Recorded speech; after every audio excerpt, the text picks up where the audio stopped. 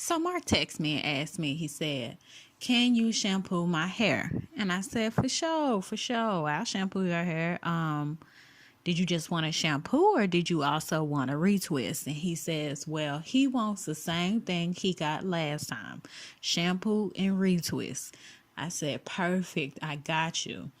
Come to find out, he come and get his hair done. I'm shampooing it, and he tells me that he spoke to someone at work who said, you need to go for smaller dreads. You need to get them thin because they hang better, dog. I just threw the dog in there. But anyway, so I said, okay, sure. He lucky he caught me in a generous mood because I'm not in the business of taking down locks. If you want your locks taken down after I have installed them, you got to take them down yourself because it ain't me, baby. And that's on me, baby.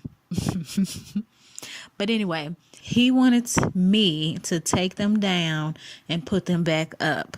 Plus, he was only 1 month in. And so a lot of his hair, it was still very fluffy and it wasn't locked.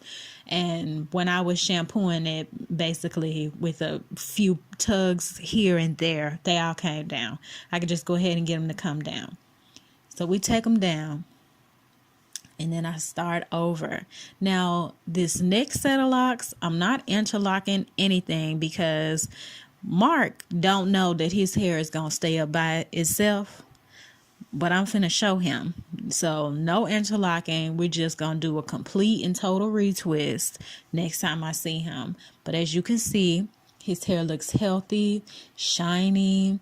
He does seem to have a bit of a dandruff problem. So the next time he comes to me, I'm going to put an apple cider vinegar solution on his scalp and let it sit there to see if we can't correct the pH balance that's going on top of his head.